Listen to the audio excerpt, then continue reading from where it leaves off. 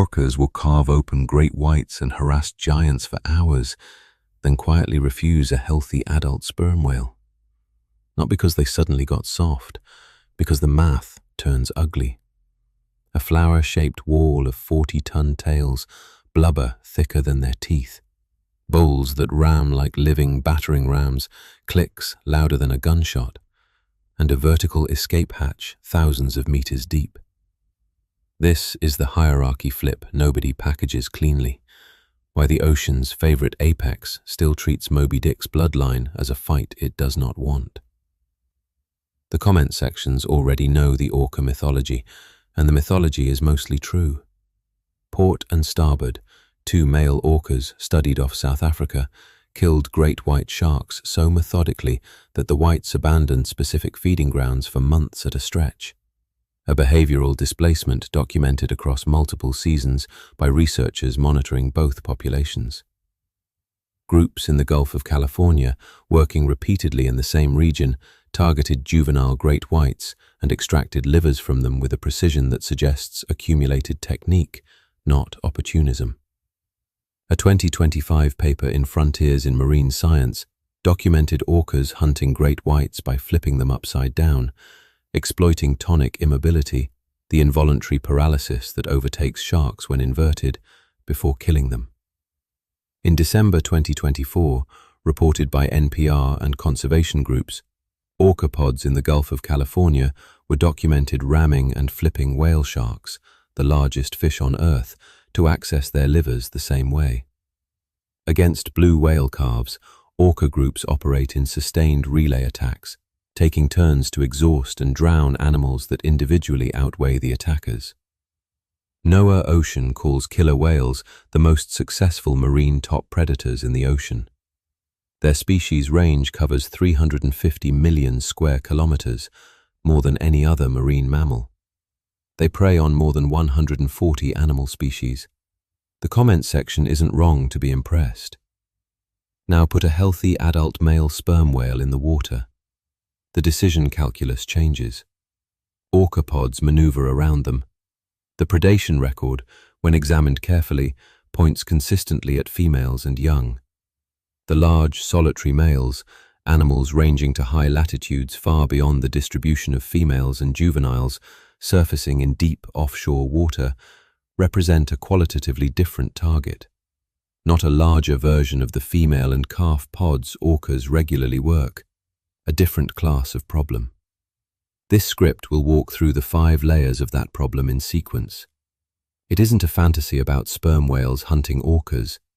They don't. What it is about is why the ocean's most capable pack hunters consistently decide a healthy adult sperm whale isn't worth the attempt. Start with the predator map precisely, because getting it wrong collapses the argument. Orcas are the most frequent natural predators of sperm whales. Documented, not disputed. The foundational modern scientific event occurred in October 1997, approximately 130 kilometers off the coast of Central California, in water 4,400 meters deep. NOAA researcher Robert Pittman and colleagues aboard the research vessel David Starr Jordan watched approximately 35 killer whales attack a pod of 9 sperm whales. The attack was already underway at first light. The sperm whales were already in defensive formation, surrounded by a large slick of blood and oil on the water. The team observed from 500 to 1,000 meters for 4 hours. By 11 in the morning, 1 sperm whale was dead. The killer whales dragged it approximately a kilometer away and fed until 1 in the afternoon. When Pittman went back to look for surviving sperm whales after the feeding stopped, he couldn't find them. Genetic analysis of a salvaged skin sample confirmed the dead whale was female. The 9 animals in the pod were estimated at 7 to 10 meters in length, firmly within the female size range. Pittman noted the possibility that calves had been present before first light and killed before the researchers arrived. His 2001 paper in Marine Mammal Science described the event as the first well-documented record of sustained, lethal killer whale predation on sperm whales in the modern scientific literature. The demographic pattern runs through the broader record. Of the 6 documented orca attacks on sperm whales reviewed by Defoe and Whitehead in 1995, 5 involved groups with calves or newborns.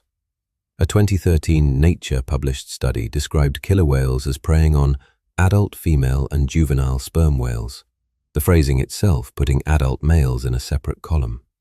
How Whitehead estimated that an average female in the tropical Pacific might experience as many as 150 killer whale attacks over her lifetime. For high-latitude adult males, the attack record is sparse enough that a historical review compiled in the predation literature described adult males as too strong for killer whales and thus immune to attack, while a herd possesses a sufficiency of strong instinct of mutual aid to give them protection. Modern researchers don't use the word immune. What they document is that orcas targeting, sustaining attacks on, and successfully killing healthy adult males isn't what the record shows. Mature male sperm whales average 16 meters in length, up to 18 or 19 meters for the largest individuals, and weigh between 41 and 46 metric tons. Adult male orcas reach about 9 meters and perhaps 6 to 10 tons. That mass differential alone doesn't stop coordinated pack attacks. Orcas work prey that outweighs individual attackers by enormous margins. But it sets the baseline cost of the engagement from which every other defense layer builds. The first defense the record describes is behavioral, ancient, and specifically designed for the orca problem. When killer whales locate a pod of sperm whales, the response is immediate. The adults form what Japanese cytologist Nishiwaki first described and named in 1962 as the margarite formation. Margarite being the French word for daisy, and the geometry makes the name obvious. Animals arrange in a circle at the surface, heads pointing inward, massive flukes pointing outward. Calves and injured animals go into the center. Pittman's 2001 paper recorded the same geometry during the California attack. A circle of animals at the surface with their heads together and tails pointed out. Whalers documented it off Peru in 1966. Ponampalam and colleagues confirmed it in 2016 off Oman, where the formation occurred in the absence of visible predators, triggered apparently by a nearby vessel, suggesting the behavior is reflexive enough to fire on ambiguous threats.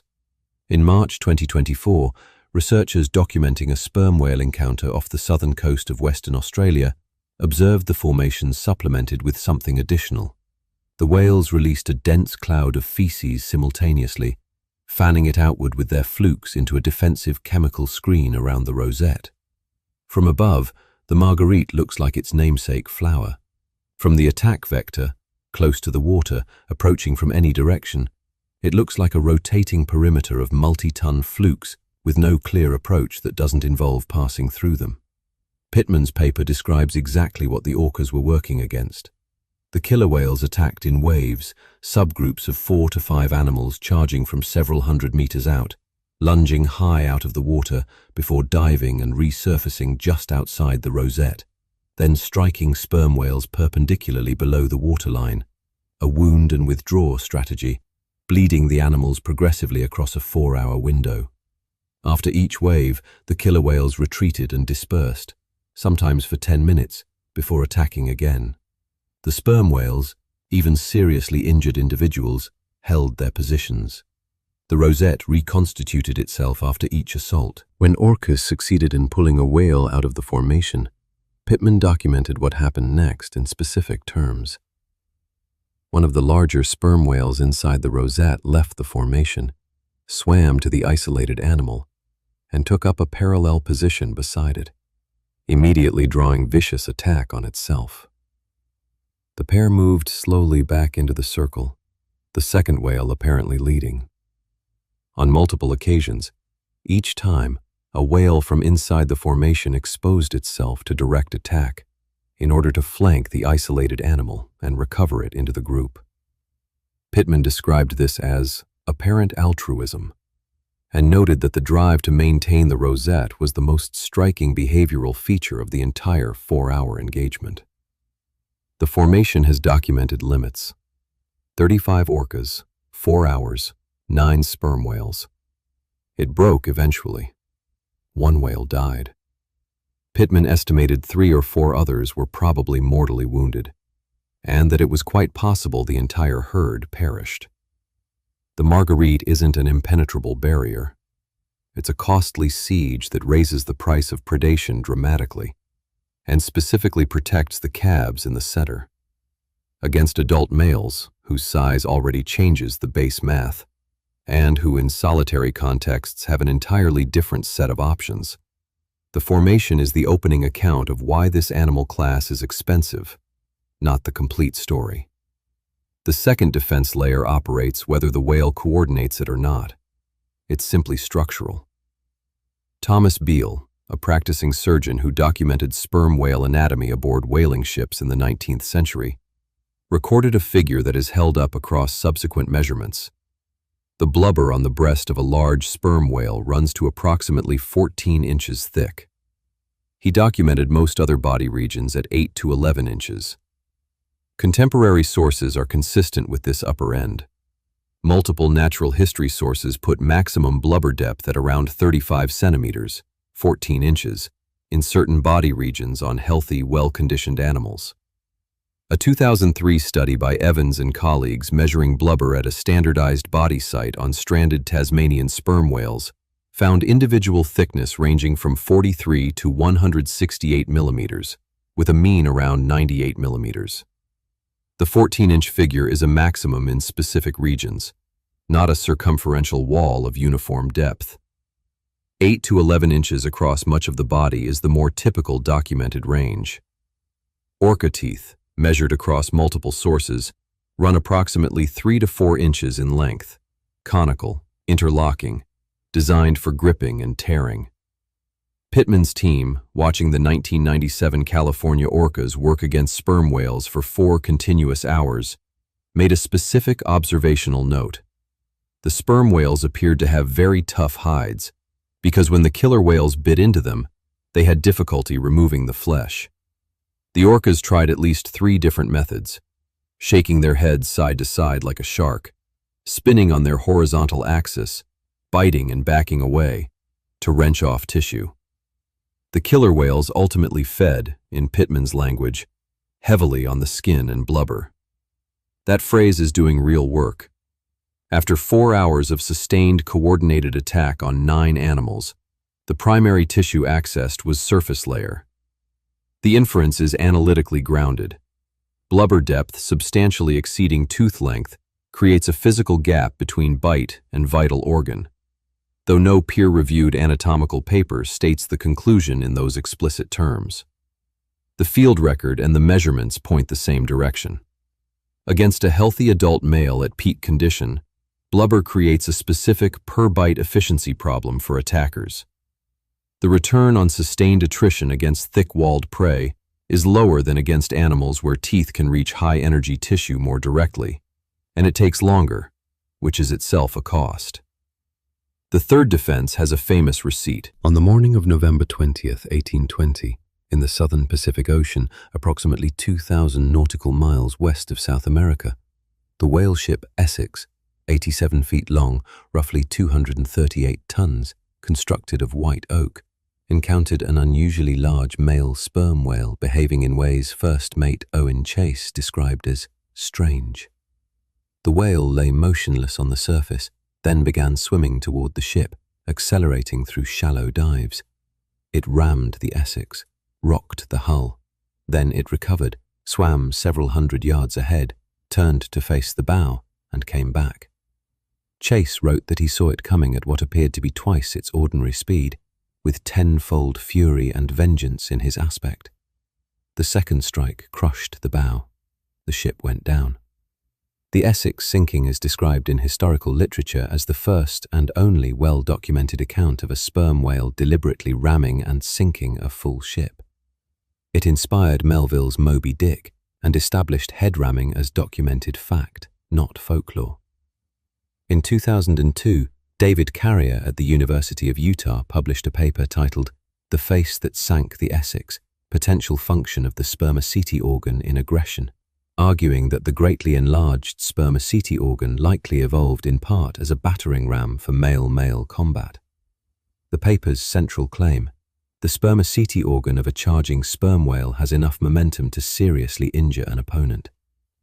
In 2016, Olga Panagiotopoulou and colleagues at the University of Queensland published biomechanical modeling in Peer J, showing that the architecture of the sperm whale forehead, including the vertical connective tissue partitions running through the junk, the fibrous, lower, oil-filled section of the head, reduces skull stress from frontal impact by approximately 45% compared to a structure without those partitions. The forehead isn't just massive, it's engineered to transmit impact. In 2026, drone-filmed research by Burslam and colleagues in Marine Mammal Science documented sperm whale males headbutting each other directly for the first time on film, confirming what 19th century whalers reported and what the Essex crew experienced on that November morning.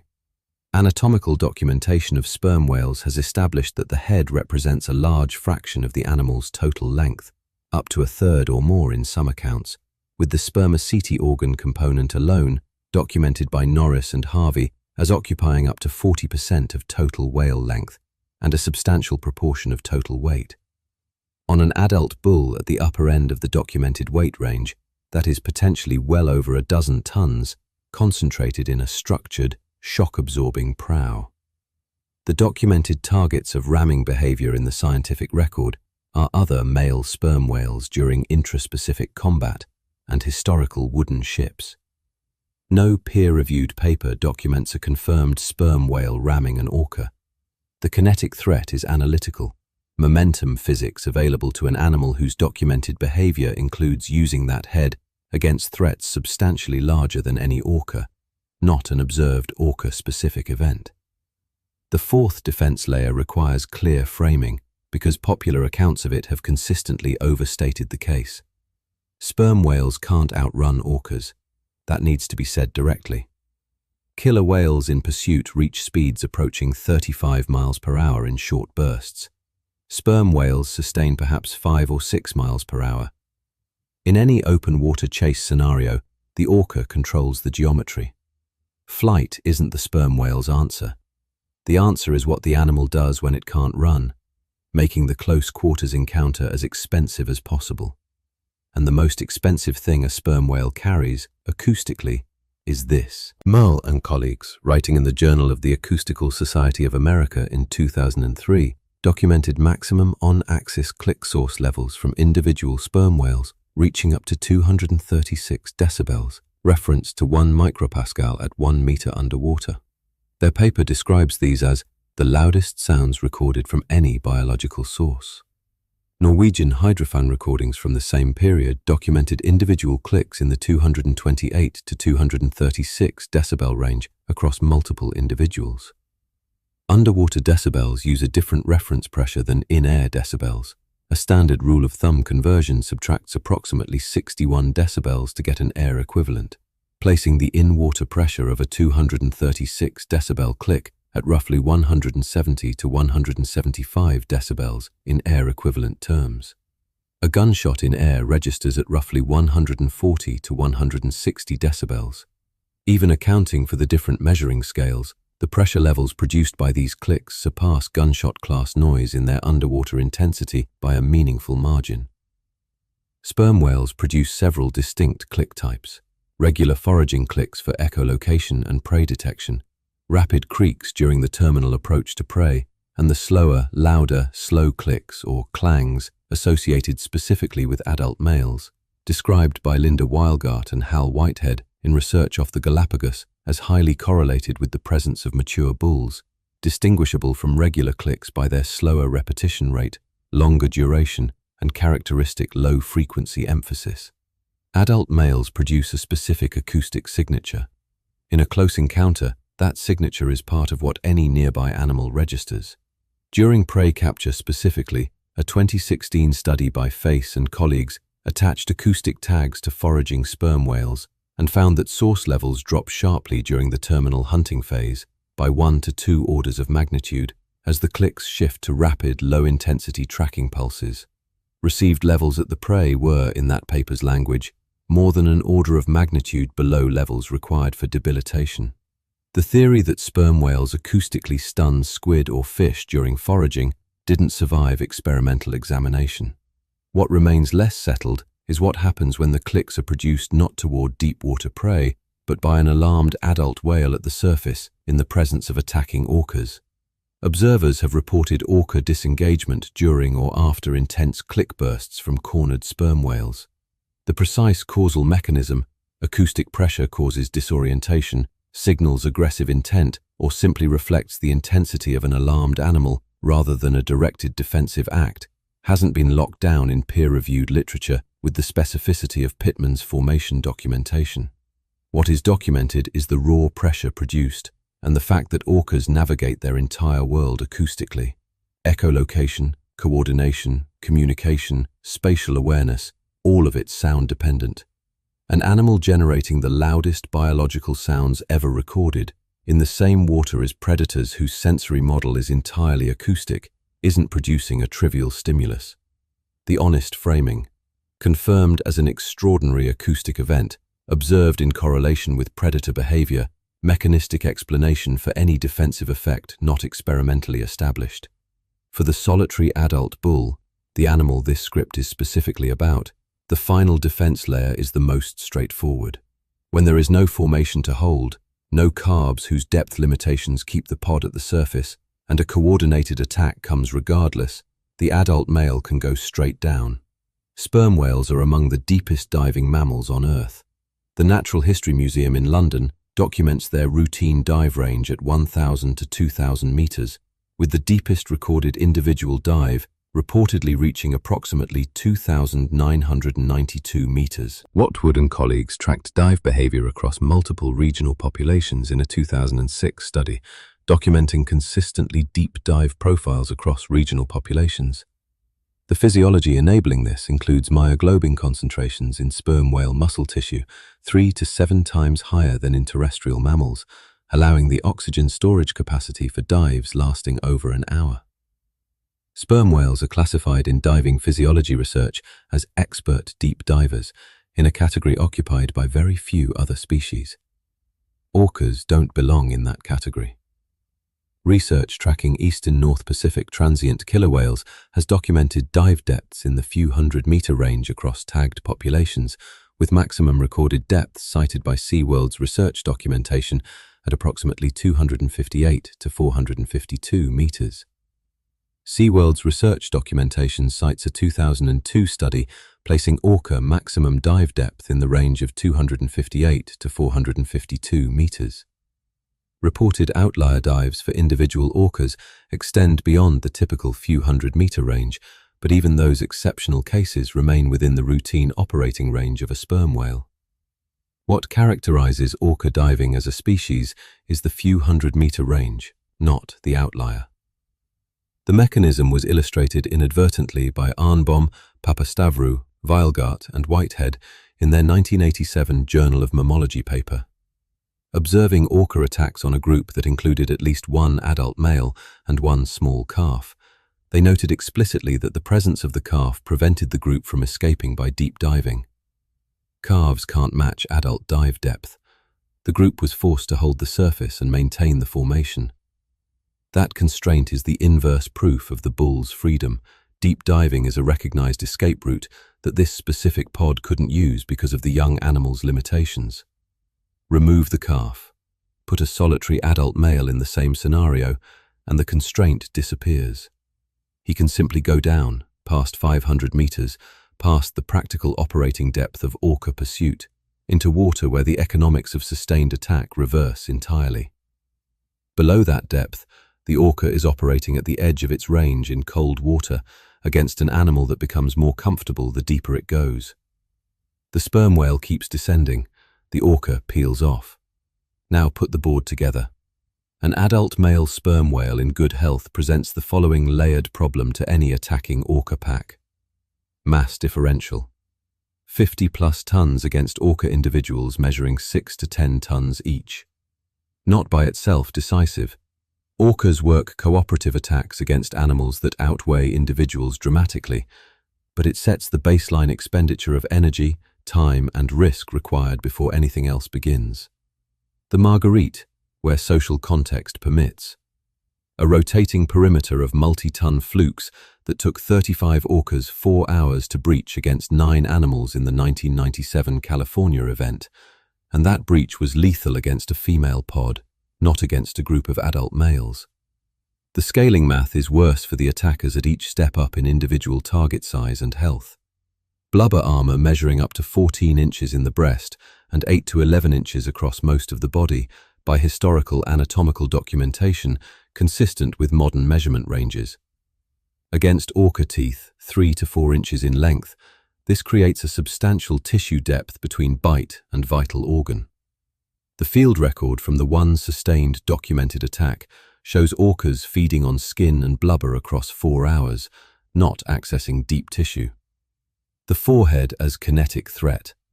Up to a third of body length, potentially a third of total weight, structured by connective tissue partitions specifically engineered by Panagiotopoulou's 2016 biomechanical analysis to absorb and redistribute impact without fracture.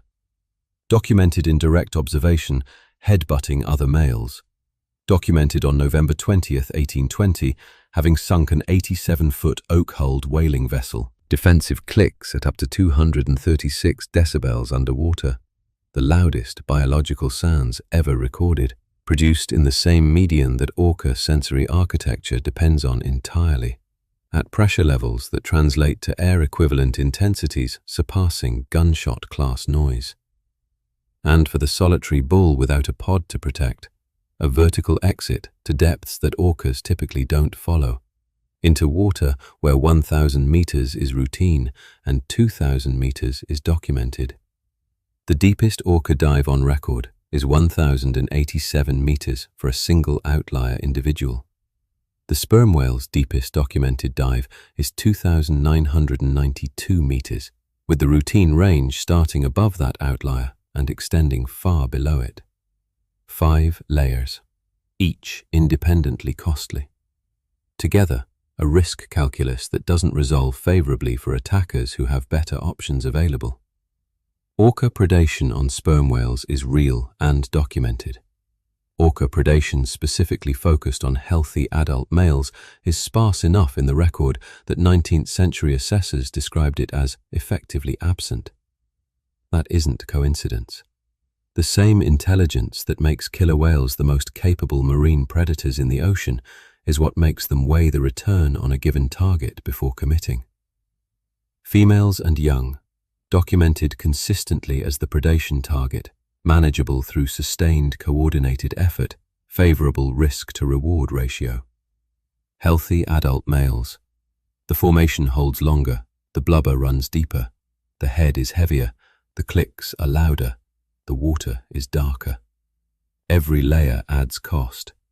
At some point, the cost exceeds the return, and an intelligent predator finds something else. This isn't a story about sperm whales being invincible. Pittman's paper is clear that the formation breaks under sufficient sustained attack. It's not a story about sperm whales hunting orcas. The prey relationship doesn't reverse. What it is a story about is why, across the biological record, one specific animal class gets treated as a different category of problem by the most capable predators in the ocean. Fortress prey, not a monster. An animal so expensive to attack that the intelligence required to recognize that looks, from the outside, like restraint. The sperm whale is currently listed as vulnerable by the IUCN and protected under CITES Appendix 1. Commercial whaling across the 19th and early 20th centuries removed an estimated 200,000 animals in a single century.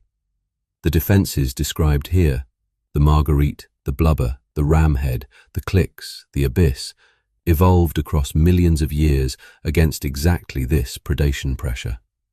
The orca problem shaped sperm whale social behavior, their sexually segregated distribution, their communal calf care, their altruistic formation holding. Pittman's 2001 paper argues the same. Killer whale predation pressure may have been a significant selective force in shaping how sperm whale society is organized.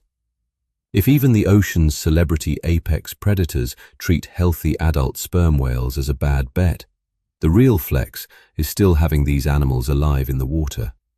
Because without them, The pressure that helped make orcas this precise and this coordinated loses a significant part of the problem it was solving.